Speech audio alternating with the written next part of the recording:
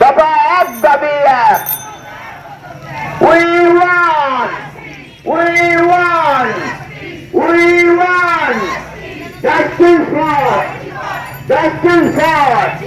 Committee সরকারের একটাই sir, ছাত্র বোর্ড একটাই স্যার, সারা বাংলাদেশের একটাই স্যার, সারা বাংলাদেশের একটাই স্যার। আমার বোন তিলোত্তমার রক্ত, আমার বোন তিলোত্তমার রক্ত, আমার বোন তিলোত্তমার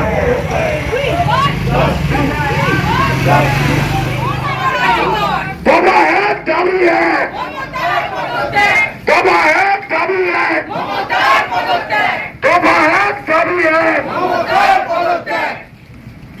We want justice. We want justice. We want justice. We want justice. We want justice. We want justice. Justice.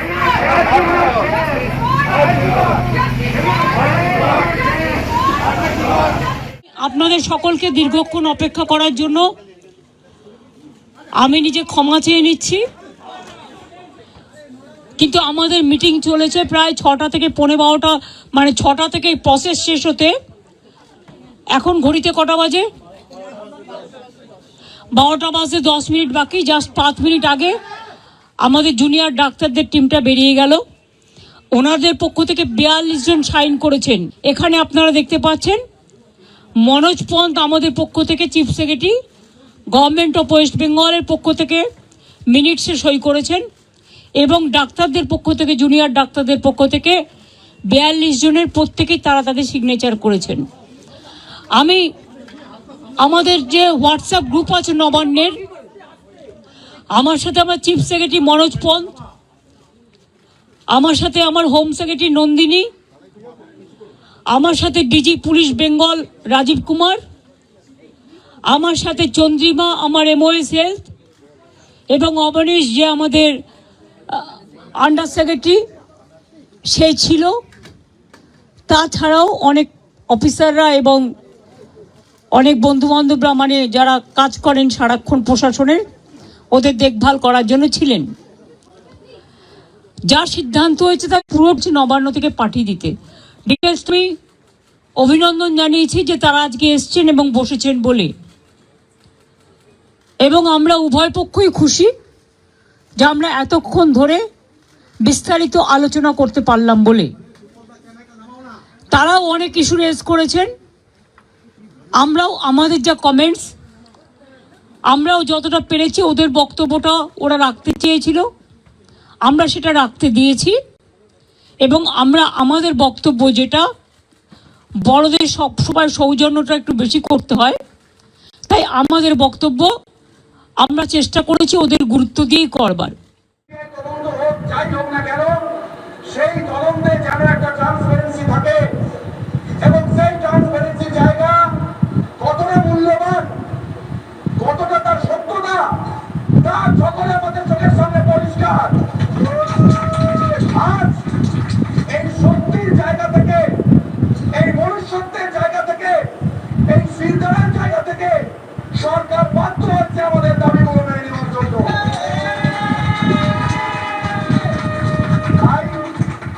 আমি বলছি এখন সমস্ত দাবি আমাদের মানা হয়নি, অনেক কিছুই এখনো বাকি আছে, অনেক কিছু ওনারা মেনেছে, তবে মনে রাখতে হবে এখনো কোনো অর্ডার বেরোয়নি।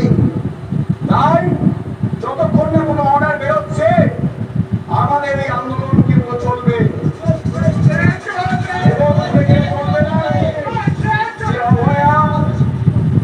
যে অভয়া 9 তারিখ অন ডিউটি অবস্থায় যার সাথে এই মর্মান্তিক ঘটনা ঘটে গিয়েছিল, সেই বিচার কাল সুপ্রিম কোর্টে হিয়ারিং আছে, আমাদের চোখ সেদিকেও থাকবে।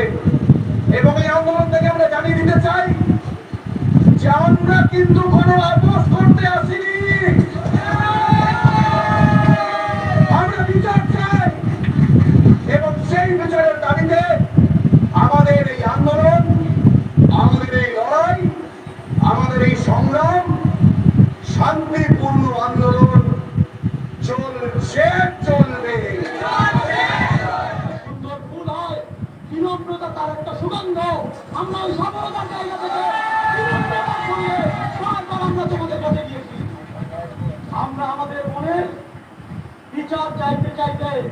আজকে 38তম দিন পর্যন্ত পৌঁছে গেছি। আমাদের বোনের ওই রক্ত মাখা লাল চোখ আমরা দেখেছি, ওই লাল চোখটাকে আমরা মশাল করে নিয়ে আমাদের নিজের জীবনে সমস্ত খুনি, দম্ভী, অহংকারী, তোমরা হুঁশিয়ার হয়ে যাও। সত্যের এই যে সাহসিকতা, সত্যের এই যে সাহসিকতা, এটা জেগে উঠেছে। মনে রাখবে, আমাদের বোনের বিচার এখনো বাকি আছে। আমরা লক্ষ্মী আরো লড়বো ততদিন পর্যন্ত, যতদিন না বিচার হয়।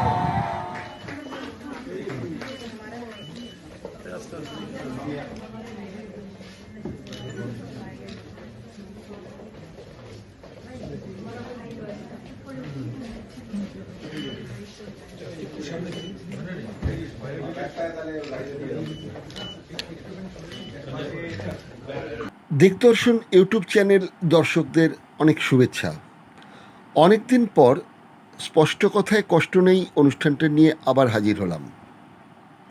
শেষ পর্যন্ত মুখ্যমন্ত্রীর বাড়িতে 5 ঘন্টা ধরে হবু চিকিৎসকদের 5 দাবি নিয়ে এক প্রস্থ আলোচনা হলো। এদিন আর বিচার বিভাগীয় মন্ত্রী চন্দ্রিমা অধৈর্য হননি।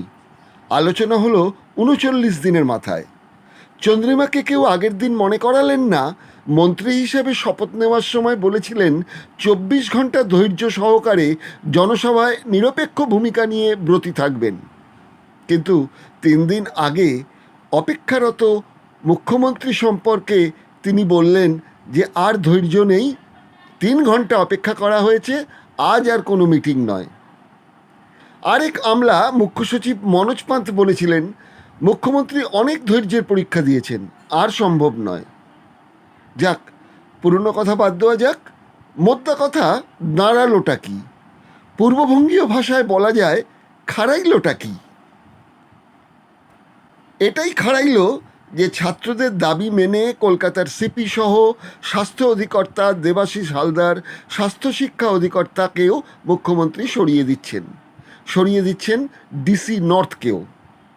মিটিংয়ের শেষে মুখ্যমন্ত্রী একটি গুরুত্বপূর্ণ কথাও বলেছেন। তিনি বলেছেন রাতারাতি সমস্ত বিভাগ থেকে একসঙ্গে সবাইকে অপসারণ করলে প্রশাসনিক সংকট দেখা দেবে, সুতরাং তিনি কিছু সময় চেয়েছেন। খুবই ন্যায়সঙ্গত কথা, কিন্তু প্রশ্ন একটা থেকেই যায়। এই দাবি হবু চিকিৎসকরা তো প্রথম দিন থেকে জানিয়ে আসছেন। সেই উই ওয়ান্ট জাস্টিস ক্রমশ সময় যত এগিয়েছে তত জনদাবিতে পরিণত হয়েছে ওই ডিমান্ড জাস্টিসে। এমনকি বিভিন্ন রাজনৈতিক দল ও সমাজের সুশীল সমাজ এবং শিল্পী মহলেরও একাংশ মধ্যরাতেও সমর্থন জানাচ্ছেন রাজ্যের বিভিন্ন প্রান্তে। রাজ্যের শাসক দলের অনুগামীরা অবশ্য বিচার চেয়েছে সিবিআইয়ের কাছে। সিবিআই ইতিমধ্যে কয়েকজনকে গ্রেপ্তার করে আদালতের অনুমতিতে তদন্ত চালিয়ে যাচ্ছে। একই দাবি মুখ্যমন্ত্রীর। রাজ্য প্রশাসন দোষীদের দ্রুত গ্রেপ্তার করে ফাঁসির দাবি করছে। রাজ্যসভার সাংসদ ও বিরোধী বাম নেতা, একজন আইনজীবী হিসেবে প্রতিষ্ঠিত বিকাশ রঞ্জন ভট্টাচার্য বলেছেন, আইনি প্রক্রিয়ায় ঘটনার জটিলতায় কোনো বিচারকের পক্ষেই ধৃতদের ফাঁসির হুকুম তাড়াতাড়ি দিতে পারেন না। মুখ্যমন্ত্রী নিজেও আইনজীবী, তিনিও ভালো করে জানেন যে একটা প্রক্রিয়ার মধ্যে দিয়ে বিচারকদের যেতে হয়। বিরোধীরা অবশ্য বলছেন রাজ্যের শাসক দল আইনি প্রক্রিয়া সম্বন্ধে যথেষ্ট ওয়াকিবহাল, তবু নিজেদের নিরপেক্ষ প্রমাণ করার জন্যই একটা সুবিধাবাদী রাজনৈতিক পন্থা অবলম্বন করছেন। মুখ্যমন্ত্রী তথা পুলিশ মন্ত্রী তথা স্বাস্থ্যমন্ত্রী যেদিন সল্টলেকের স্বাস্থ্য ভবনের ধর্নায় যান, তিনি বলেছিলেন প্রশাসনিক নিয়োগ সম্পর্কে তিনি কিছুই জানেন না, প্রশাসনিক নিয়মে নিয়োগ বদলি ও অপসারণ হয়ে থাকে। অথচ মুখ্যমন্ত্রী যে মূল খলনায়ক ডক্টর সন্দীপ ঘোষকে চিনতেন না, সেটা কতটা বিশ্বাসযোগ্য বিতর্ক কিন্তু থেকেই যায়। ইতিমধ্যেই সমাজ মাধ্যমে ভাইরাল হয়েছে 2022 সালে ডক্টর সন্দীপ ঘোষের জন্মদিনে মুখ্যমন্ত্রী তার নিজের প্যাডে তাকে জন্মদিনের শুভেচ্ছা জানান। আমরা মুখ্যমন্ত্রীকে যতটা জানি, তিনি তার দলের কেন্দ্রীয় স্তরের ততটাই জানেন। এমনকি জেলা স্তর থেকে ব্লক স্তর, ব্লক স্তর থেকে পঞ্চায়েত স্তর পর্যন্ত নেতাদের সব খোঁজ খবর তিনি রাখেন। তিনি তো একবার প্রকাশ্যেই ভাঙড়ের এক নেতাকে বলেছিলেন, এই তুই বস, তুই তো বোম বাঁধিস। তিনি স্বাস্থ্যমন্ত্রী হিসেবে জানেন না যে স্বাস্থ্য দপ্তরের কারা সৎ আর কারা অসৎ, সেটা তো দপ্তর প্রধান হিসেবে তারই ব্যর্থতা। সন্দীপ ঘোষ সম্পর্কে প্রমাণসহ অভিযোগ যারাই ওপর মহলে জানিয়েছেন তাদের ওপরই নেমে এসছে খাড়া। শুধু স্বাস্থ্য দপ্তরের কথাই যদি ধরা যায়, সেখানে দুর্নীতির আখড়া গড়ে উঠেছে শাসক দলের অনুগামীদের ছত্রছায়ায়। অন্যদিকে মুখ্যমন্ত্রী স্পষ্ট করে বলেছিলেন আরজি করের ঘটনা নিয়ে দলের কোনো নেতা কর্মী কোনো মন্তব্য করবেন না। তারপরেই দেখা গেল সেই নির্দেশ অমান্য করে শাসক দলের ছোট বড় আদুলি সিকি নেতারা, এমনকি বিধায়ক সাংসদ পর্যন্ত হবু ডাক্তারদের অশালীন ভাষায় আক্রমণ করতে শুরু করে দেন। দুঃসময় মুখ্যমন্ত্রীর কাছে আসার এক অলিখিত দৌড় যেন শুরু হয়ে যায়। এরপর মুখ্যমন্ত্রী দলের কর্মীদের বিরোধীদের আক্রমণের জবাবে ফোঁস করতে বলেছিলেন। ব্যাস, শুরু হয়ে গেল ফোঁস করা। তবে সেই ফোঁস করা কিন্তু বিরোধীদের দিকে যতটা নয়, তার থেকে অনেক বেশি হবু চিকিৎসকদের বিরুদ্ধে। আলোচনার ফলাফলে মুখ্যমন্ত্রী হবু চিকিৎসকদের দাবি মেনে নেওয়ার ব্যাপারে বলেন, আমরা বেশি দাবি মেনে নিয়েছি চিকিৎসকেরা বয়সে ছোট বলে।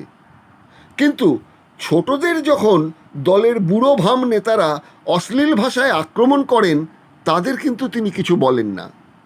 হবু চিকিৎসকেরা আলোচনা অনেকটা ফলপ্রসূ মনে করলেও প্রশাসন যতক্ষণ না দাবি পূরণ লিখিত না দিচ্ছে, ততক্ষণ ধর্না ও কর্মবিরতি চালিয়ে নেওয়ার সিদ্ধান্ত নিয়েছেন। অর্থাৎ প্রশাসন ও হবু চিকিৎসকদের মধ্যে যে বিশ্বাসযোগ্যতার একটা বাতাবরণ তৈরি থাকা উচিত, সেটা এখনও তৈরি হয়নি। আরেকটা কথা, আমার মনে হয় কলকাতা সিপির অপসারণ কিন্তু হবু চিকিৎসকদের দাবি মেনে হয়েছে এমনটা নয়। সিপি নিজেই কিন্তু আগেই বলেছিলেন প্রশাসনের প্রধান অর্থাৎ মুখ্যমন্ত্রী যেদিন বলবেন সেদিনই তিনি পদ ছেড়ে দেবেন। প্রশাসন কিন্তু চুপ করেই ছিল। এরই মধ্যে সিবিআই গ্রেপ্তার করে টালা থানার ওসিকে। ফলে পুলিশের নিচু মহলে একটা গুঞ্জন ওঠে, সব শালাকে ছেড়ে বেটে শালাকে ধর।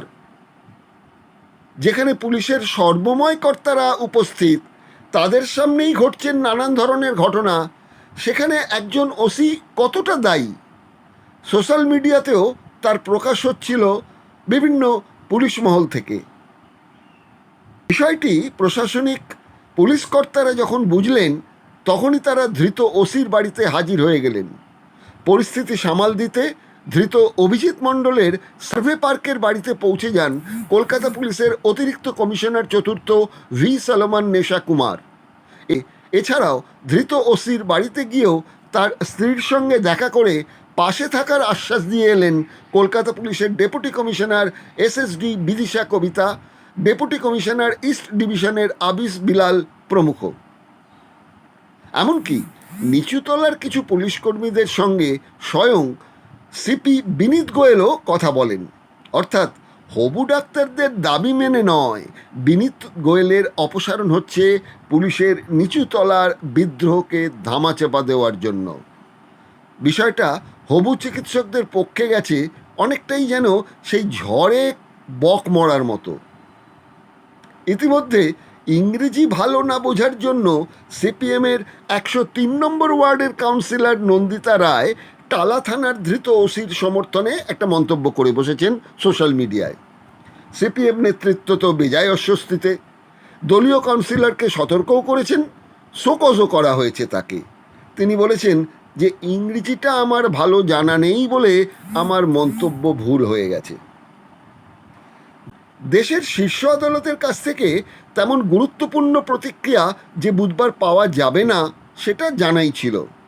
সাক্ষ্য প্রমাণ যেভাবে পরিকল্পনা করে সরানো হয়েছে, সেখানে সিবিআইয়ের দোষীদের সব গ্রেপ্তার করে আদালতে হাজির করা সহজসাধ্য নয়। ফলে তারিখ পে তারিখ দেওয়া ছাড়া তো আর কোনো পথ নেই। সুতরাং আদালতের দিকে আমাদের আরও কিছুদিন তাকিয়ে থাকতে হবে হবু চিকিৎসকদের আন্দোলনের দিকে। লিখিতভাবে মুখ্যমন্ত্রী তাদের কী দাবি মেনে নেওয়ার বিষয়গুলি জানান, সেগুলো না জানা পর্যন্ত একদিকে যেমন আন্দোলন তুলে নেওয়া হবে না, তেমনি তাদের যেটা মূল দাবি সেটা হচ্ছে নিরাপত্তা। হাসপাতালে তারা দাবি করছেন যে শাসক দলের অনেক সমাজবিরোধী যারা এখনও আছেন তাদের জন্য তারা নিরাপত্তা বোধ করছেন না হাসপাতালে। সে ব্যাপারেও কতটা ভূমিকা মুখ্যমন্ত্রী নেন এবং কতটা দ্রুত নেন তার ওপর কিন্তু নির্ভর করছে আগামী দিনে পশ্চিমবঙ্গের স্বাস্থ্য ব্যবস্থা। আজ এই পর্যন্ত। এই বিশ্লেষণ কেমন লাগলো, অর্থাৎ স্পষ্ট কথায় কষ্ট নেই, এই অনুষ্ঠানটা আপনাদের যদি ভালো লেগে থাকে তাহলে দয়া করে একটা লাইক দেবেন, বেল আইকন টিপে সমর্থন জানাবেন, অবশ্যই মন্তব্যও জানাবেন যার যেটুকু বলার আছে। নমস্কার, শেষ করছি আজকের মতন দিগদর্শন 10-এর সাথে, দেশের পাশে।